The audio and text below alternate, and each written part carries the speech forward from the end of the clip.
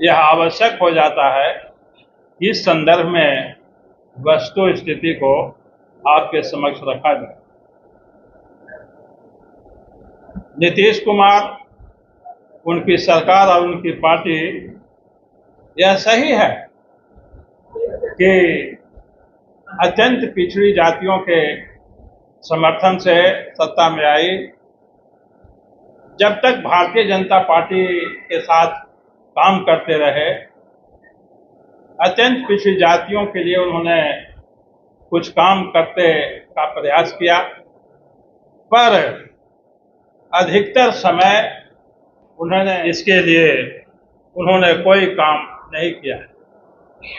सिर्फ परसेप्शन की राजनीति पर जोर है, धारणा बनाने पर जोर है कि समाज में यह धारणा बैठाई जाए कि नीतीश कुमार, उनकी पार्टी अति पिछड़ी जातियों की शुभचिंतक है। यह परसेप्शन की पॉलिटिक्स करते रहे हैं। कोई भी सॉलिड डेवलपमेंटल प्रोग्राम उन्होंने नहीं किया। इसी परसेप्शन की राजनीति के तहत उन्होंने 1 अप्रैल 2007 को पिछड़ा वर्ग और अत्यंत पिछड़ा वर्ग कल्याण विभाग गठित करने का काम किया, परसेप्शन की राजनीति को मजबूत करने के लिए। यह जो विभाग है उन्होंने पहली बार बनाया था। इसके पहले यानी 1 अप्रैल 2007 से पहले पिछड़े वर्ग और अति पिछड़े वर्ग के बारे में जो भी काम होते थे वे कल्याण विभाग के अंतर्गत होते थे।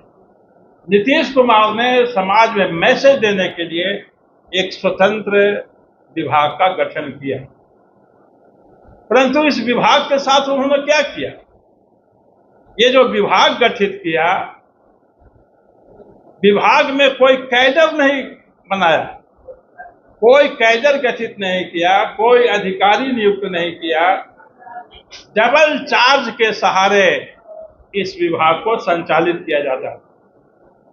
स्मरण रखें कि 1 अप्रैल 2007 को यह विभाग बना, कैडर नहीं बना। कैडर गठित करने में उनको 14 साल लग गए। 14 साल उनके शासन काल का 17 साल से ज्यादा हुआ है। 14 साल बिता दिया उन्होंने, तब जाकर के पिछड़ा वर्ग विभाग का कैडर गठित किया। अक्टूबर 2021 में 7 में विभाग बनाया और 2021 में जाकर उन्होंने कैडर गठित किया। और कैडर गठित करने के अभी 2 वर्ष बीत गए हैं, 2023 चल रहा है, अभी तक एक भी अधिकारी कर्मचारी उस विभाग में नियुक्त नहीं किया गया है। डबल चार्ज के सहारे हम चलाए जाते। तो यह साबित करता है कि केवल परसेप्शन, जनता में धारणा बनाने के लिए उन्होंने इस विभाग का गठन किया। अब विभाग के काम क्या है? सरकार के जो भी विभाग होते हैं उन विभागों के काम बांटे हुए हैं। ये जो काम बांटा जाता है कार्यपालिका नियमावली के तहत, कार्यपालिका नियमावली के तहत जो पिछड़ा वर्ग और अति पिछड़ा वर्ग विभाग का काम है, उनकी संख्या 14 है। 14 काम आवंटित किया गया है।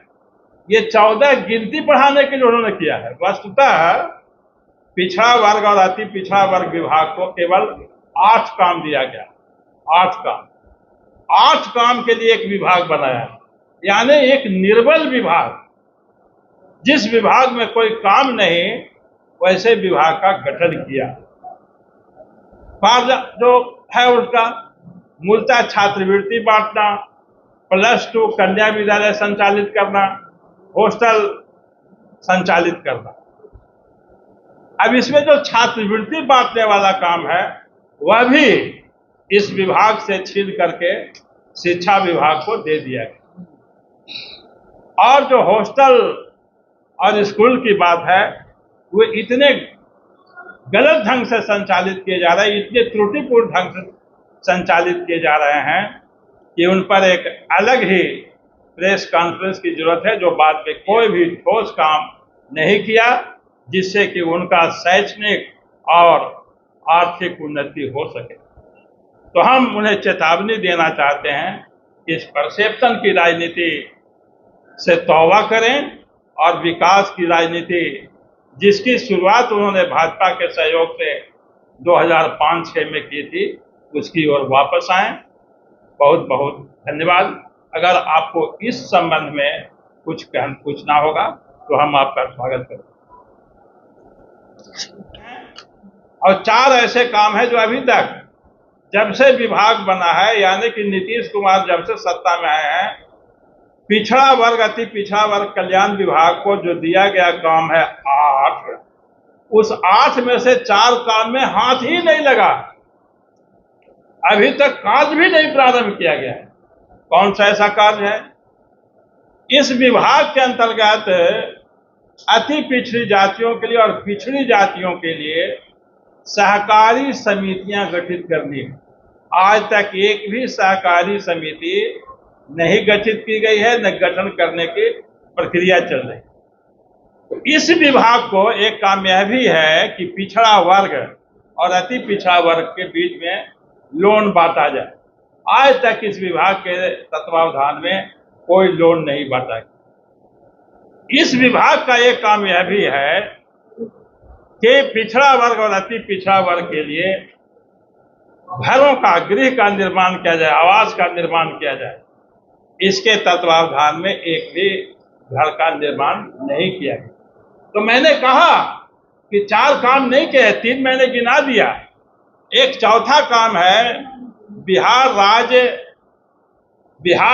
पिछड़ा वर्ग वित्त एवं विकास निगम। यह निगम भी पिछड़ा वर्ग डिपार्टमेंट के अंतर्गत आता है। ये जो पिछड़ा वर्ग वित्त एवं विकास निगम है, इसके तहत पिछड़े वर्ग के बेरोजगार नौजवानों को रोजगार देने के लिए ऋण की सुविधा उपलब्ध कराने का प्रावधान है। इसके तहत संसाधन देने का प्रावधान है। नीतीश कुमार जी का ये 18वां साल चल रहा है, 17 साल बीतने वाला है। एक भी काम इस निगम के द्वारा नहीं किया गया। पहले बल्कि होता था, भले ही कम संख्या में होता था काम, लेकिन इस निगम को माध्यम से कुछ टेम्पो वगैरह, कुछ गाड़ी वगैरह उपलब्ध कराया जाता था बेरोजगारों को, वे काम करेंगे। नीतीश कुमार के शासन में एक भी काम इस निगम के द्वारा नहीं किया गया। तो इसीलिए आज जो यह प्रेस कॉन्फ्रेंस है, नीतीश कुमार का पोल खोलने के लिए यह प्रेस वार्ता आयोजित की गई और नीतीश कुमार की पोल हम लगातार खोलते रहेंगे। यह पोल खोल अभियान के श्रृंखला की पहली कड़ी है। हम आगे भी ऐसी कड़ियां संचालित करें।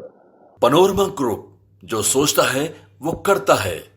क्या आप अब भी माता पिता बनने का इंतजार कर रहे हैं? ओएसिस फर्टिलिटी ने लगभग 90,000 जोड़ों के जीवन में खुशियां भर दी हैं। आज ही 8929755101 पर कॉल करें। ओएसिस फर्टिलिटी के कम लागत वाले IVF उपचार की सहायता से अपना सपना पूरा करें और सभी को खुशखबरी दें। ये लो मुंह मीठा करो, आज मैंने अपना जॉब छोड़ दिया। अब हम पूर्णिया वापस जाएंगे। जॉब छोड़ दिया है? मतलब ये घर कैसे चलेगा? हम करेंगे क्या? और माँ बाबूजी क्या बोलेंगे? इसलिए मैं एक और मिठाई का डब्बा लाया।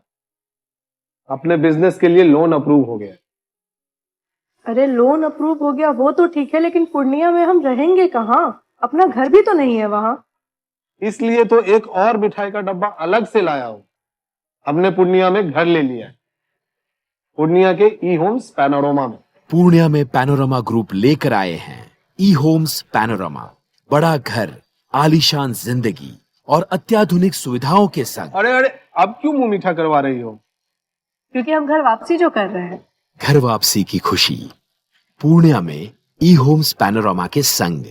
ई homes panorama, luxurious lifestyle redefined.